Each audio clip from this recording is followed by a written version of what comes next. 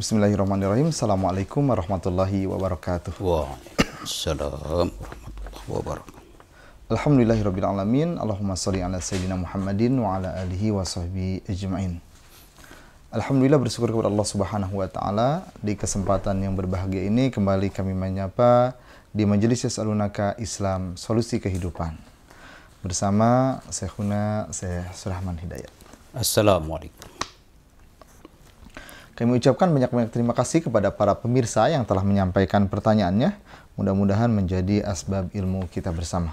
Ya. Baik, pada kesempatan yang berbahagia ini, pertanyaan pertama datang dari Pak Andi asal Surakarta yang menanyakan terkait hukum listerin ataupun obat kumur. Ya. Yang mana obat kumur itu mengandung alkohol.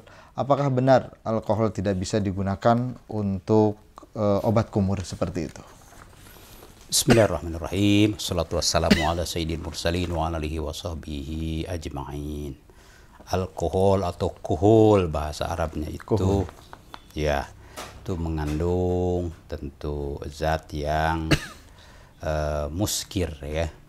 Muskir atau mufattir. Muskir itu memabukkan atau mufattir itu mengganggu kenormalan stabilitas akal otak.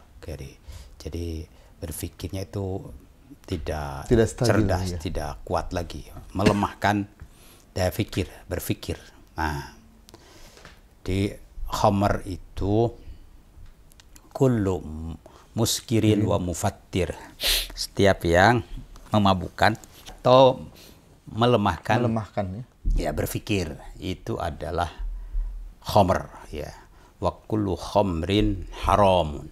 Setiap khamr itu adalah haram. Ma'askaro kathiruhu faqaliluhu haram. Yang kalau kadar banyak itu memabukkan atau melemahkan pikiran, maka sedikit pun haram. Ya begitu ya. Jadi bukan soal kadarnya, tapi memang sifat dan karakternya itu muskir atau mufattir. Ya, wallahu alam. Baik. Terima kasih atas penjelasannya. Pertanyaan selanjutnya datang dari Bapak Solihin asal Surakarta yang menanyakan apabila seorang kesulitan dalam sakaratul maut, apakah dapat meringankan dosa-dosa? Begitu juga dengan sakit, apakah dapat meringankan dosa-dosa? Mohon penjelasannya. Ya, sakaratul maut namanya saja sakarot, dari sakroh itu kan orang tidak sadar atau sakit sampai pingsan ya kan, karena sakitnya itu. Ini banyak sakarot ya kan, ya. Sakaratul maut, mautnya satu tapi sakarotnya jama ya kan. Ya, semua itu ya, tidak terkecuali manusia paling agung, paling mulia Rasulullah sallallahu alaihi wasallam merasakan ini. Iya. Disaksikan oleh ya putri beliau Fatimah, wa abatah begitu kan. Wa abatah itu wahai bapak kok sakit ya gitu ya. Melihat ya Rasulullah itu kesakitan, ya Siti Fatimah yang teriak, enggak tega, wa abatah. Satu, kalau wa abata itu lantunan untuk sakit gitu. Wa ummah, nah, ibu, nih aku sakit, wa ummah, wa abah. Ini yang menderita sakit kan Rasulullah sebagai ayahanda ya Siti Fatimah. Maka Siti Fatimah yang teriak ya, wa abata, ya kan. Rasulullah mendengar tentu saja ya Fatimah gitu kan, innalil mauti sakrat gitu kan. Maut ini memang ya sakarat, ada sakit yang banyak sakarat dan bisa membuat orang itu tidak sakarat, kuat, tidak tahan. Sakarat. Kalau sakit, ilmu sakit itu ujung sakit itu pingsan. Ya, itu juga nikmat. Orang itu kalau dipentung itu sakitnya saking akan pingsan. Orang yang akan maut juga mengalami pingsan karena ada di ujung sakit. Itu. Nah itu, Allah ya kan. Makanya tentu kita bagaimana ketika sakaratul maut itu, karena itu tak terhindarkan, bagaimana Allah memberikan rahmat kasih sayangnya kepada kita, ya kan. Makanya ada doa diringankan. Allahumma inna nas'aluka salamatan fid din, satu wa afiatan fil jasadi, wa ziyadatan fil ilmi, wa barakatan fil rizki, wa taubatan qoblal maut, wa rahmatan indal maut, wa maghfiratan ba'dal maut.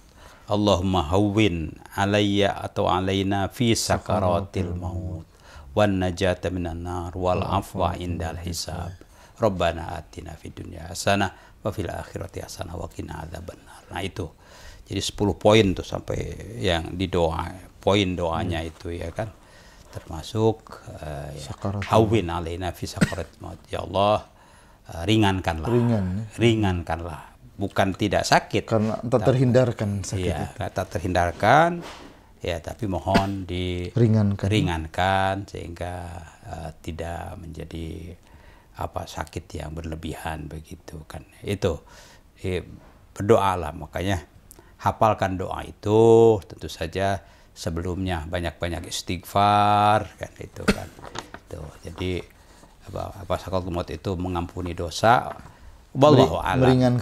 Meringankan dosa kalau kita tentu saja sabar, ridho, dan kita berdoa gitu, kan. Insyaallah demikian. Wallahu a'lam. Baik, terima kasih atas penjelasannya. Pertanyaan berikutnya datang dari Ibu Maryam asal Jakarta yang menanyakan terkait hukum puasa pada hari kelahiran. Karena Rasulullah SAW pernah ditanya tentang puasa pada hari Senin, beliau menjawab itu adalah hari aku dilahirkan. Lalu bagaimana hukumnya ketika kita puasa di hari kelahiran Nabi ataupun hari kelahiran kita seperti itu? Misalnya lahirnya hari Rabu. Kan begitu. Jadi puasanya hari Rabu, ya kan. Ya, wallahu alam.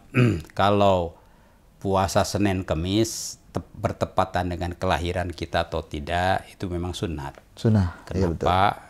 Karena mencontoh Nabi puasa ya. Senin Kamis ya, bukan karena kelahiran Nabi, tapi Senin Kamis. Hari Senin dan Kamis itu selain hari Senin memang bertepatan dengan hari kelahiran Rasul SAW juga. Senin Kamis itu hari dilaporkannya amal kita setiap pekan. Setiap pekan ya diangkat. Jadi Rasulullah ingin ketika amalnya itu dilaporkan dalam pekan itu, wa ana shaim, dalam keadaan berpuasa ya. Aku dalam keadaan berpuasa. Jadi kaitannya begitu, bahkan kaitannya dengan dilaporkannya amal ya kan, bukan kaitannya dengan wedalan setiap orang, bukan. Iya, istilahnya wedal kalau sudah. Iya kan. Tapi puasa sunat itu ya hari apapun boleh. Kalau bertepatan dengan hari yang mulia, hari-hari purnama itu afdol kan begitu. Jadi pada dasarnya puasa itu seperti hanya sholat sunat kan boleh saja. Ya. Bertepatan dengan qobla zuhur menjadi afdol kan begitu. Duha. Ya, puasa juga begitu, boleh bertepatan dengan hari Senin, di mana hari Senin itu kelahiran Rasul dan hari dilaporkannya amal, itu afdol, begitu. Jadi jangan ditarik ke wedalan kita wedalannya hari Sabtu, puasa hari Sabtu, enggak. Jadi tetap kembali ke Senin dan Kamis itu. Wallahu a'lam. Baik, terima kasih atas pencerahannya. Pertanyaan berikutnya datang dari Bapak Sidik asal Karawang. Ya. Bagaimana hukumnya memakai pakaian yang ada gambarnya? Hukum ada gambarnya. Ya, jadi ada namanya at-tasyabbuh. Ya, tasyabbuh itu menyerupai, ya kan. Ada kesan, ya, menyerupai dengan ciptaan Allah Subhanahu wa taala. Kan di situ ya para ulama itu. Jadi sehingga yang aslinya itu ciptaan Allah kan begitu agung, begitu mulia. Nah ini sedangkan yang dibuat manusia itu difoto atau digambar, ya kan. Nah itu kalau ada keinginan ingin menyerupai disitulah Tasabuh ya. tasyabuh itu kan. Tapi kalau tidak ada di hati itu ingin ya menyerupai itu tidak, ya kan. Oleh karenanya foto atau gambar yang tidak utuh, ya misalnya bagian kepalanya atau itu kan ciptaan Allah itu kan sempurna, ya kan. Nah, sehingga kalau bikin itu tidak sempurna, sebagian ulama itu membolehkan begitu kan. Demikian juga misalnya dalam kain kita, ya kan, kain yang bergambar-gambar, makanya ada yang keberatan dengan ya gambar-gambar itu, kecuali kalau gambar pemandangan atau tumbuh-tumbuhan kan tidak. Tapi kalau gambar makhluk hidup, nah gambar makhluk hidup ada dalam hadis, orang yang suka menggambar makhluk hidup ya ingin menyerupai lah ya ciptaan Allah, kelak makhluk itu akan dibangkitkan hidup, jadi hidup di yaumil kiamah. Kemudian tentu saja akan protes kepada orang yang berbuat seperti itu, ya. Jadi tasyabuh dan bagaimana jalan keluarnya, ya gambar boleh ada tapi usahakan tidak utuh, tidak sempurna, ya kan, sehingga tidak ada terbetik di dalam hati itu, itu apalagi kalau ini lebih bagus daripada aslinya, itu kan, ini lebih tidak mungkin kan, aslinya kan memang ciptaan Allah. Kalau gambar itu ini lebih bagus dari aslinya, tidak mungkin, ya kan, ya. Baik, terima kasih atas pencerahannya. Pertanyaan berikutnya datang dari Ibu Siti asal Semarang yang terkait sampai umur berapa seorang remaja ataupun anak membutuhkan pengasuhan? Lalu bagaimana dengan anak perempuan? Siapa yang akan menanggung sampai masa pernikahannya? Seperti itu. Batasan. Anak itu kecuali ya di bawah umur, ya kan, juga dalam kondisi lemah, ya kan. Jadi dua hal, lemah ad-dha'fu dan as-sukru, kecil, artinya di bawah umur. Nah ini tentu ada urf di masyarakat yang termasuk anak itu 5 tahun, lalu 6 tahun sudah, misalnya kan ada istilah balita, ada kemudian 5 sampai 7 tahun, 7 tahun itu sudah tidak anak lagi, tapi dia kan usia sekolah. Nah, remaja, dewasa. Ya, itu kan. Dalam bahasa Arab juga kan ada tiflun, ada sobiyun, ya, ada soghirun, kan begitu. Iya kan. Kemudian makin ke sana syabun, kan begitu. Jadi dibeda-beda. Di selama ya bukan hanya anak, siapapun kerabat kita, apalagi ini anak kan ada hubungan darah, ya, masih memerlukan bantuan.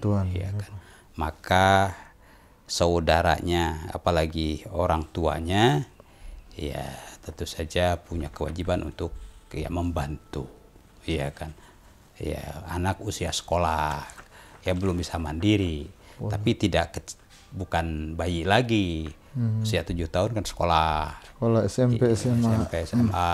Nah, itu kan masih belum mandiri belum juga, mampu, ya kan. Nah, di situ maka ya dalam surat Al-Baqarah ayat 177 ada kewajiban setiap keluarga itu yang punya kemampuan itu membantu anggota keluarganya yang lain yang kurang kemampuannya, begitu. Jadi selama belum mandiri, ya itu ada ya keharusan untuk membantu. Begitu.